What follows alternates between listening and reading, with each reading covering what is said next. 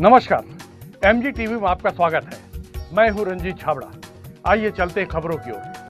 धमतरी जिला अधिवक्ता संघ द्वारा गांधी मैदान में अधिवक्ताओं पर रायगढ़ में हुए अत्याचार और न्यायालयों में व्याप्त भ्रष्टाचार के विरुद्ध धरना प्रदर्शन कर न्याय की आवाज बुलंद कर रहे अधिवक्ताओं ने एडवोकेट प्रोटेक्शन एक्ट बनाए जाने की मांग की।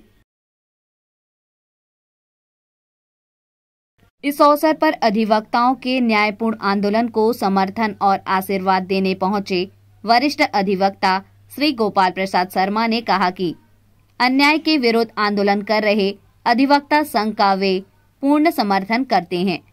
ये रायगढ़ की घटना के बाद तो ये कितना जरूरी हो गया, कितने समय की मांग हो गई है? ये मांग तो बहुत पुरानी है, लेकिन अभी ज़्यादा उत्सुक हुई है इसलिए कि रायगढ़ की जो घटना घटी है वो बहुत दुर्भाग्यपूर्ण है। रायगढ़ में वकीलों के खिलाफ FIR दर्ज हुआ, दूसरे पक्ष के खिलाफ कोई कार्रवाई नहीं हुई है, ये अनुचित और इसलिए ऐसा लगता है कि जब तक के अधिवक्ताओं को सुरक्षा का कानून बनेगा नहीं, हमको सुरक्षा मिलेगी नहीं, तब तक के वकील सुरक्षित नहीं। उन्होंने तहसीलदारों ने एक ऐसा आरोप लगाया है जिसे वो प्रमाणित तो नहीं कर सकते, लेकिन उनका आरोप है कि हमारे नाम से वकील लोग पैकेज ले लेते हैं। ये बिल्कुल गलत है। तहसीलदार और ये जितने राजस्व में पैसा लेते हैं ये डायरेक्ट पक्षकार से लेते हैं, वकीलों के थ्रू नहीं लेते हैं, और इसलिए भ्रष्टाचार में वकील कहाँ शामिल है उसमें?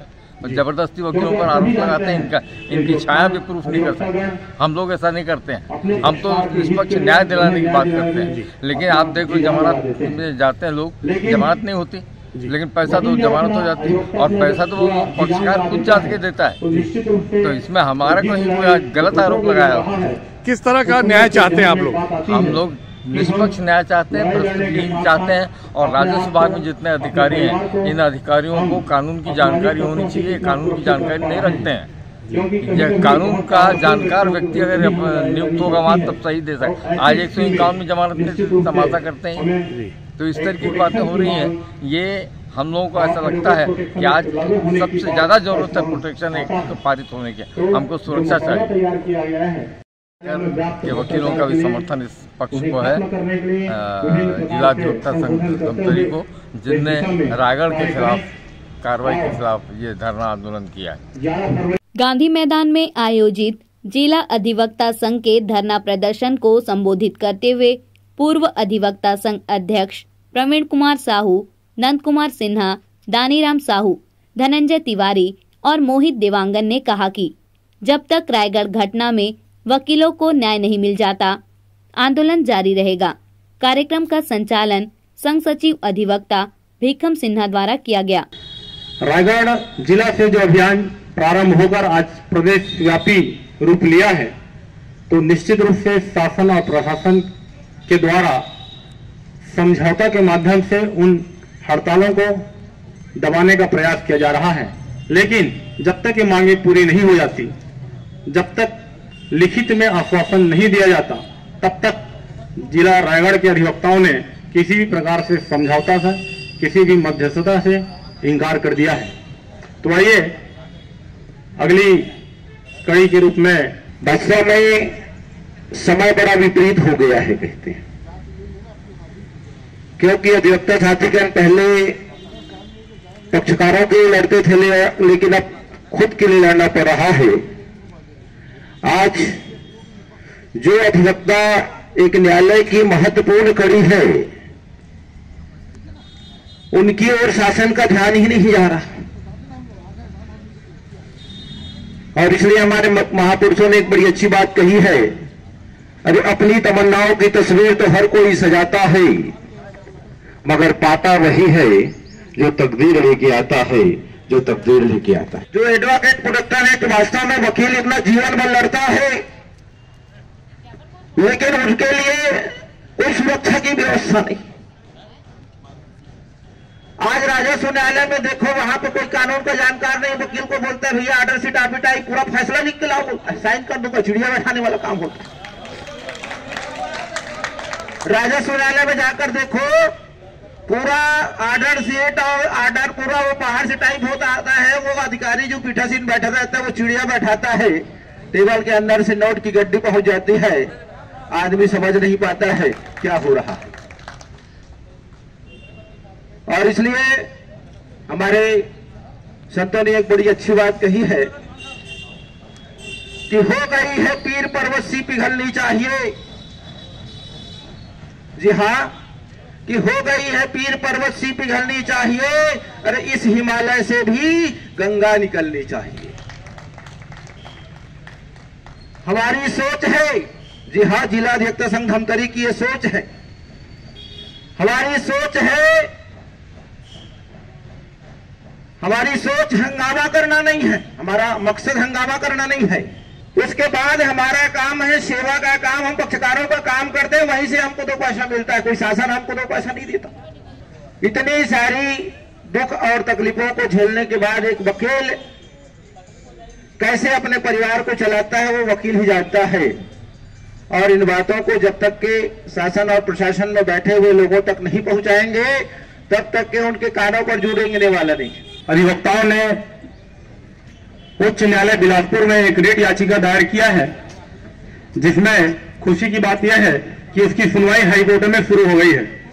सोमवार को चीफ जस्टिस ने डिवीजन बेंच में प्रारंभिक सुनवाई के बाद राज्य शासन के मुख्य सचिव, राजस्व सचिव, आपदा प्रबंधन और बिलासपुर कलेक्टर को नोटिस जारी कर जवाब मांगा है। दरअसल रायगढ़ तहसील न्यायालय में नायब तहसीलदार और कर्मचारियों के बीच वकीलों के साथ हुए विवाद को लेकर प्रदेश भर के राजस्व अफसर और कर्मचारियों ने हड़ताल शुरू कर दी थी और आरोप है कि उनके दबाव में आकर राज्य शासन और पुलिस प्रशासन ने वकीलों के खिलाफ एक तरफा कार्रवाई कर दी। वकीलों के खिलाफ केस दर्ज कर उन्हें गिरफ्तार कर लिया गया। इस घटना के बाद वकीलों ने भी राजस्व अफसर और कर्मचारियों के खिलाफ आंदोलन छेड़ दिया है। इसके साथ ही इन्हीं सब बातों को लेकर जो याचिका दायर की गई है, जिसमें सुनवाई होने के बाद सही पक्षकारों को नोटिस जारी कर दी गई है। तो आइए मैं इन तमाम बातों को धीरे धीरे बताते रहूंगा। इन्हीं बीचों में हम अपने बीच उपस्थित वक्ताओं से उनकी राय भी जानते रहेंगे। तो हमारे भी आदरणीय शासकीय अभिभाषक जीपी महोदय श्रीमान मोहित देवांगन जी उपस्थित हैं। मैं उन्हें भी उद्बोधन के लिए सादर आमंत्रित करता हूं। आदरणीय देवांगन जी। जिला अधिवक्ता संघ धमतरी के तत्वाधान में 1 दिवसीय धरना प्रदर्शन एवं सांकेतिक हड़ताल का आयोजन किया गया है, जिसका मूल उद्देश्य राजस्व न्यायालयों में व्याप्त भ्रष्टाचार के विरुद्ध मुहिम छेड़ना है। आप किसी से छिपी नहीं है कि राजस्व न्यायालय में जो व्याप्त भ्रष्टाचार है वे किस प्रकार से पनपता है और उसके लिए जिम्मेदार कौन है। हमें अपने आप को भी उन परिस्थितियों से विलग करना पड़ेगा, जिसके संबंध में एक छोटा सा उदाहरण के माध्यम से मैं बताना चाहूंगा। एक स्कूल में फोटोग्राफर आता है और फोटोग्राफर बोलता है कि जो फोटोग्राफ्स का कॉपी है वे 10 रुपया प्रति कॉपी लगेगा। स्टूडेंट को वो टीचर जो रहता है उसके स्कूल के गुरुजी हैं वे बोलते हैं कि आपको 20 रुपया प्रति कॉपी आपको देना पड़ेगा। 10 रुपये की जगह वो 20 हो गया। तो छात्र बोलता है कि 20 रुपये तो बहुत ज्यादा है, फिर भी से उसको तो कॉपी लेना है, ग्रुप फोटोग्राफी हो रही है। तो फिर वो जो बालक है वो आके अपने घर में अपनी मदर को बोलती है, अपनी माता जी को बोलती है कि गुरुजी ने हमको 25 रुपया एक फोटोग्राफ्स के लिए पैसा मंगाए हैं, 25 रुपया देना है। तो उसकी माँ बोलती 25 तो ज्यादा है, फिर भी से आप बोल रहे हो अब स्कूल को देना ही है तो 25 रुपया देंगे। अब उसकी जो मदर है अपने मिस्टर से, अपने पति से बोलता है कि बच्चे का स्कूल फोटोग्राफी है, वो 30 रुपया वो मांग रहे हैं। अब सोचिए 10 रुपये फोटोग्राफर्स की जो फोटो की एक कॉपी वो 30 रुपये तक चली गई। अब बताइए कि भ्रष्टाचार कहां से पनपी और कैसे हुआ। तो हमें खुद अपने को भी उसमें कंट्रोल करना पड़ेगा, क्योंकि भ्रष्टाचार को पनपने और पनपाने के लिए हमें बीज ही नहीं उत्पन्न करना है, बीज ही नहीं देना पड़ेगा। अब दूसरी बात, जो रायगढ़ में जो अधिवक्ता संघ के जो हमारे अधिवक्ता मित्र हैं उनके साथ, जो नायब तहसीलदार के साथ जो भी वहां उन पैसे के लेन देन को लेकर जो भी बातें, जो भी वारदातें हुई हैं, उनमें पुलिस प्रशासन के द्वारा या शासन के द्वारा एक तरफा कार्रवाई की गई, उसका हम घोर निंदा करते हैं। क्योंकि यदि कार्रवाई होनी थी तो दोनों पक्ष का होना था।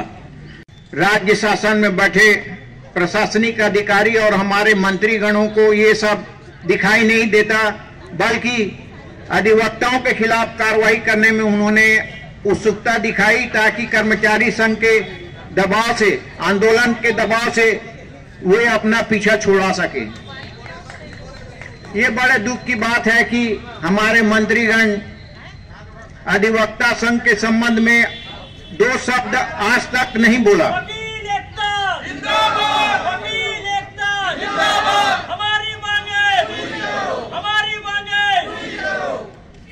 आज आप देखेंगे अधिवक्तागण अभी से नहीं, भारत को स्वतंत्र कराने में भी अपना योगदान दिया है, और आज शासन में बैठे लोग इस तथ्य को अनदेखा कर रहे हैं। उन्हें चाहिए कि आगे बढ़ के हमें हमारी समस्याओं से चर्चा करे, बात करे। कहीं हम जनता के बीच में रह करके, आम जनता के बीच में, आम क्लाइंट के बीच में रह करके काम करते हैं, और यह संभव ही नहीं है कि सभी पक्ष हमसे संतुष्ट हो जाएं। कहीं ना कहीं कोई भी पक्ष हमसे नाराजी रहता है, और कभी भी हमारे ऊपर जो है हमारी सुरक्षा को कहीं ना कहीं आघात पहुंच सकती है। इस कारण एडवोकेट प्रोटेक्शन एक्ट लागू कराया जाना बहुत ही नितांत आवश्यक है,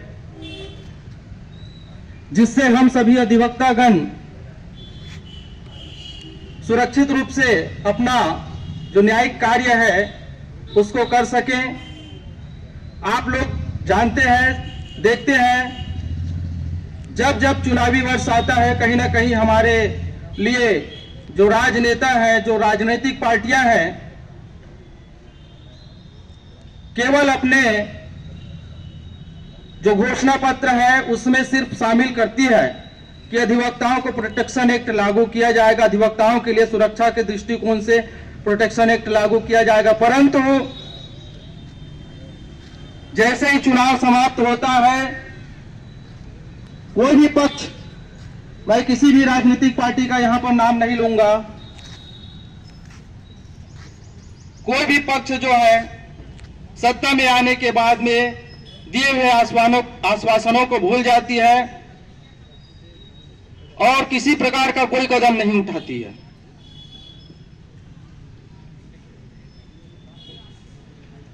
तो केवल शासन प्रशासन हमें लॉलीपॉप दिखाता है कि हम प्रोटेक्शन एक्ट लागू करेंगे अधिवक्ताओं के लिए।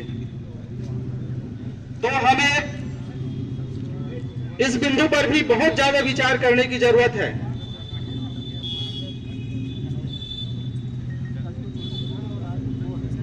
अधिवक्ताओं के साथ रायगढ़ में हुई अन्यायपूर्ण कार्यवाही विरोधी आंदोलन का नेतृत्व कर रही जिला अधिवक्ता संघ अध्यक्ष पार्वती वाधवानी ने कहा कि पुलिस प्रशासन द्वारा एक तरफा कार्यवाही का विरोध जारी रहेगा। जी, आज के आपका जो धरना है, बहुत दिन हो गए। ये विवाद अधिवक्ताओं और तहसीलदार के मध्य जो हुआ था रायगढ़ में, वो सुलझ क्यों नहीं पा रहा है?